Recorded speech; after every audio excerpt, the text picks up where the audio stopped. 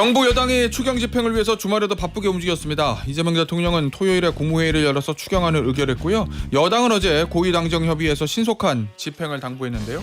더불어민주당 민생부대표인 김남근 의원과 추경을 포함한 민생법안 이야기 좀 나눠보겠습니다. 의원님 안녕하세요. 네, 안녕하십니까. 서울 성북을의 김남근 국회의원입니다. 의원님, 추경안 얘기하기 전에 의원님이 변호사시기 때문에 또 여러 가지 요 현안 질문부터 좀 드려볼게요. 예. 윤석열 전 대통령 관련해서. 예. 이 2차 소환만에 전격적으로 구속영장을 청구했거든요. 예. 이 예상하셨어요? 그래서 뭐 어느 정도는 예상이 됐던 것 같습니다. 바로 이렇게 치는 걸로. 예.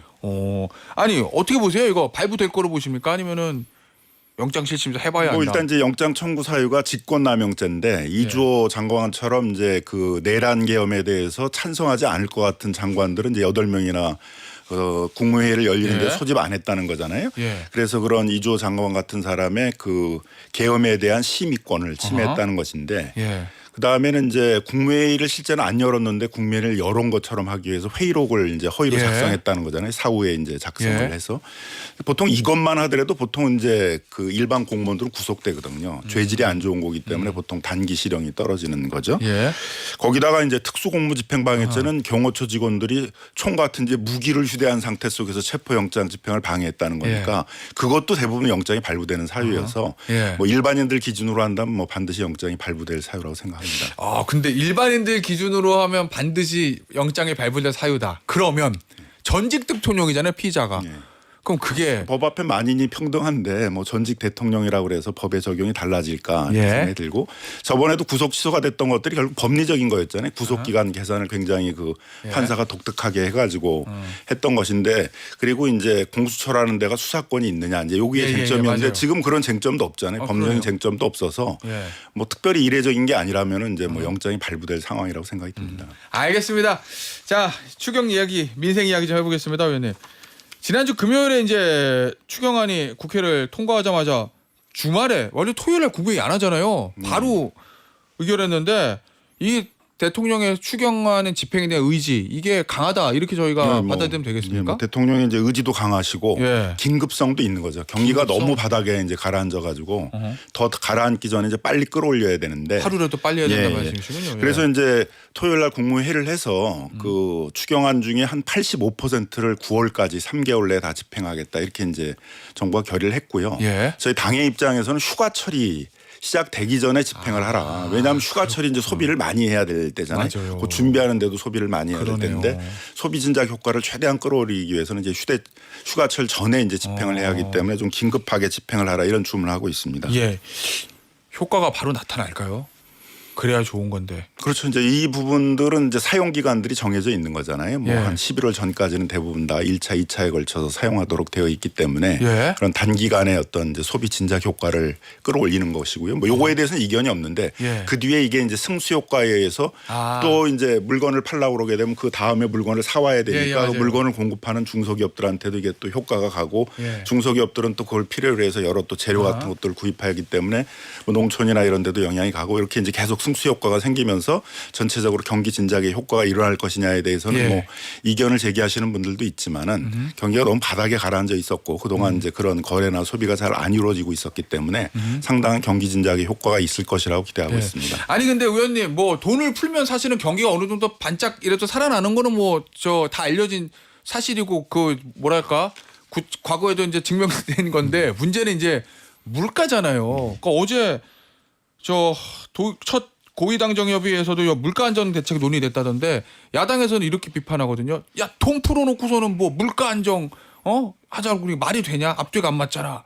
요 얘기들 근데 많이 이제 그걸 하던데. 이제 물가가 상승하는 원인을 잘못 파악한 것이죠. 어. 그러니까 물가가 지금 주로 상승하고 있는 게 뭐냐면 가공식품들이거든요. 주로 라면 이런 것들이잖아요. 예. 주로 해외에서 밀가루, 설탕 이런 것들을 수입해가지고 가공하는 식품들이 오르고 있는데 예. 주로 이제 환율이 높았었기 때문에 그게 한 6개월쯤에 반영이 되니까 한 1,450 그때 샀던 이제 재료값들이 지금 반영되고 있는 거고. 원재료 상승 문제도 또 있고. 해외 원자재 공급 자체가 러우 전쟁 이런 것 때문에 올라왔잖아요. 그죠? 그러니까 공급 베이스에서 문제가 있어서 물가가 오르는 거지. 수요가 과열돼 가지고 물가가 오르는 게 아니잖아요. 수요는 오히려 너무 침체됐기 때문에 그 수요를 끌어올리기 위해서 지금 민생 소비 쿠폰을 하는 거니까. 그래서 공급 베이스에 문제가 있는 걸 가지고 이제 마치 과열 소비가 일어나 가지고 지금 물가가 오를 가능성이 있는데 거기다가 또 더 과열 소비를 부추기냐 이런 이제 비판을 하는 거잖아요. 그러니까 원인을 잘못 잡고 비판을 하는 것이죠. 그러면 이 정도 돈 풀었다고 해서 물가를 자극시킬 일은 없다는 말씀이시죠? 소비가 너무 침체돼 있으니까 이걸 끌어올리려고 하는 거니까요. 알겠습니다. 자, 그리고 사실은 이게 뭐 앞서 저 상법 개정안 같은 경우는 여야가 그래도 잘 합의를 했는데 이 추경안은 국민의힘이 이제 불참했어요. 이게 마지막까지 여당 입장에서도 이걸 가급적이면 야당과 저 합의해서 통과하는 게 더 모양새도 좋았을 텐데 이 막판까지 서로가 양보가 안 됐던 지점은 뭐 정책 질의 시간을 이제 하루를 더 늘려서까지 야당이 요구하는 대로 해서 합의 처리를 하려고 했었는데 최대의 쟁점이 됐던 것들은 이제 지방자치단체의 분담 문제였습니다. 분담이요? 예, 민생 소비 쿠폰이 이제 중앙정부 예산만 하는 게 아니라 지방정부가 20% 배칭하도록 정부안이 왔거든요. 근데 윤석열 정부 3년 동안에 세수폰권을 계속 내다 보니까 지방에 보내야 될 지방 재정교부금을 안 보내줬어요. 그러니까 지방들이 지금 다 재정이 어려운 상태거든요. 지방자치단체가. 그래서 이제 저희 민주당에서는 그런 사정들을 감안해야 되고 하기 때문에 20% 부담시킬 수는 없으니까 10%만 하자. 그러면 이제 중앙정부 예산을 늘려야 되잖아요. 중앙정부가 90%를 부담해야 그렇죠. 되니까. 그래서 거기서 한 1조 8천억 정도의 좀 증액이 있었습니다. 이제 서울시 같이 재정이 좋은 데는 한 75% 정도까지만 부담하도록 하고 그 부분에서 합의가 안 돼 가지고 그래서 이제 그 최종적인 이제 그 이견을 좁히질 못했던 것이죠. 지방이 얼마 부담하는 문제. 혹시 저 단독 처리에 대한 부담은 좀 없었을까요? 정치적으로? 부담이 있죠. 부담이 있어서 그 특히 국회의장님이 이제 마지막까지 그 국민의힘이 들어와서 같이 처리를 하자. 그래가지고 밤 11시까지 기다렸어요, 저희들. 알겠습니다. 자, 그리고 뭐 야당 입장에서는 이 추경에 대한 비판을 좀 계속 이어가고 있는데 이런 저 주장을 했어요.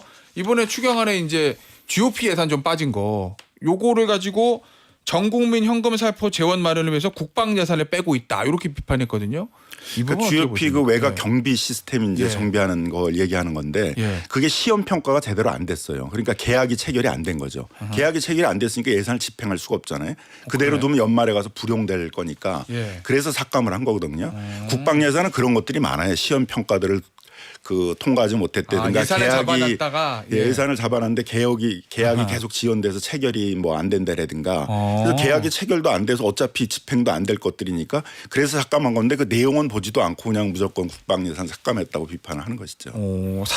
알겠습니다. 어떤 의미신지 이제 말씀하시니까 이해가 가네요. 자, 그리고 또 하나 이제 채무 탕감 해주잖아요. 이거를 어제 이제 송원석 국민의힘 비대위원장 겸 원내대표 열심히 산 국민만 바보 되는 나라다 이렇게 얘기했던데 항상 요 현금 지원이나 뭐 이제 저 뭐죠 이 채무 탕감 얘기 나오는 게 도덕적 해이 나오고 얘기 나오고 또 형평성 얘기 나오잖아요. 그 부분은 대해서는 어떻게 보십니까? 그러니까 이제 가장 보수적인 경제를 운영하는 미국이 채무 탕감, 채무 조정이 제일 많은 나라거든요. 그래요? 미국의 철학은 뭐냐면 경제 효용론이에요.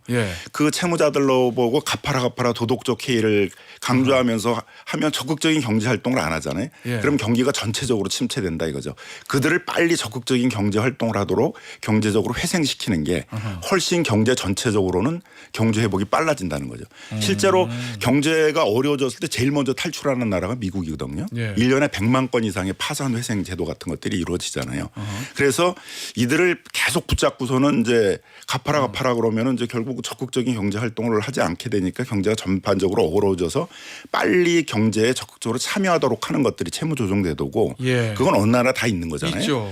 근데 이제 이런 도덕적 해이 비판이 있기 때문에 7년이나 지금 장기 연체돼 있는 것이고 5천만 원 미만의 소액 채권들에 대해서만 하는 것입니다.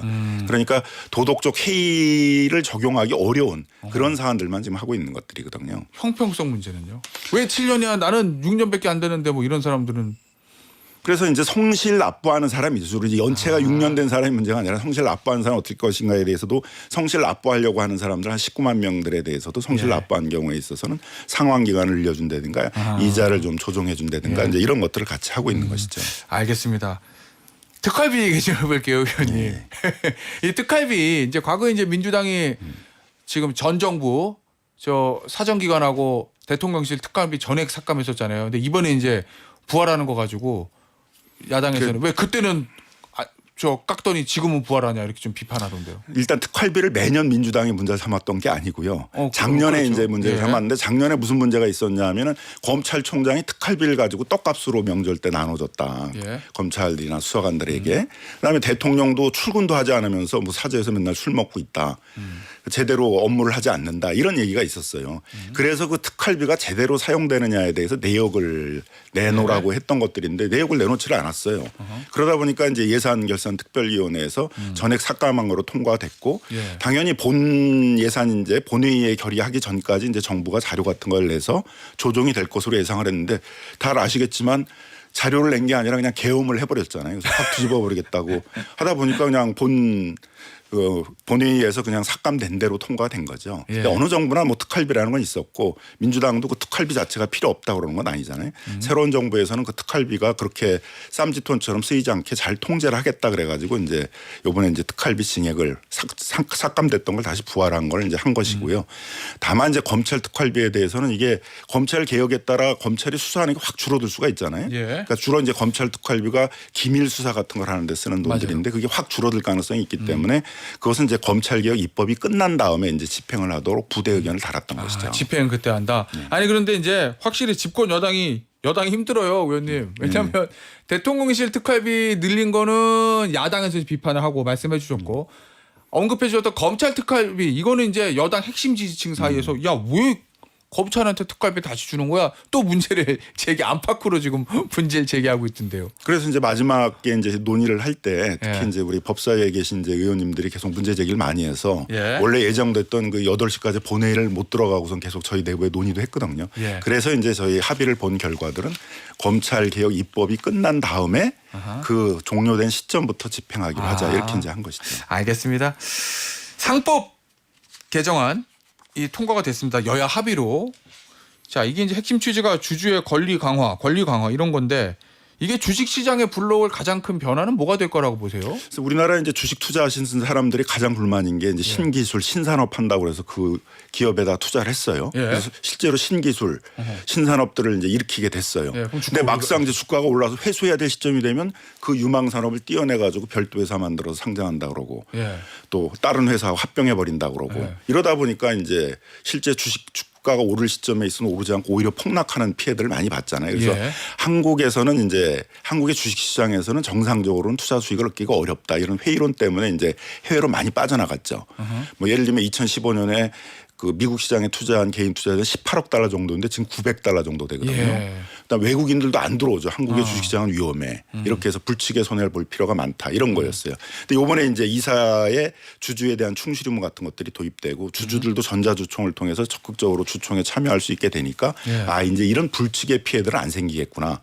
그 투자 성공했으면 이제 그걸 회수할 수 있게 되겠구나. 이제 이런 기대감이 생겨가지고 이제 코스피가 지금 3천까지 올라갔잖아요. 예. 이렇게 이제 주식시장을 활성화하고 주식시장에 대한 신뢰를 가지고 안심하고 투자할 수 있는 이런 환경을 조성할 수 있게 된 것이죠. 그런데 반대하는 분들이 이런 얘기도 하잖아요, 의원님. 아야 코스피 5천 가려면 결국 기업이 장사를 잘해야 되는데 이부 상법 개정안은 재계에서도 반대하고 기업 활동 위축시키는데 이게 돈 벌어가지고 주가 오르겠어라는 그런 반론들에 대해서는 어떻게 뭐 그렇지 않은 게 이제 우리 법원에서는 이미 경영적 판단의 원리라고 그래가지고 예. 그런 적절한 정보를 가지고 이사회 절차를 거쳐가지고 그 경영적 판단한 거에 대해서는 이제 이사회 책임을 지지 않는다는 이미 판례가 확립되어 있거든요. 예. 그래서 재계가 주장하는 것 같은 그런 막 소설이 남발될 것이다. 이런 것들은 제가 보기엔 상당한 좀 기우다. 예. 그런 측면이 있고 또 재계가 만일 그런 게 우려된다고 그러게 되면 저희가 이제 저희 당내 코스피 5천위원회가 만들어졌기 때문에 예. 재계의 요구를 계속 수렴해서 계속 법을 보완해 나가겠다. 예. 특히 우려하는 게 이제 뭐 민사적인 건 그렇다 쳐도 이제 형사적인 배임 같은 경우는 예.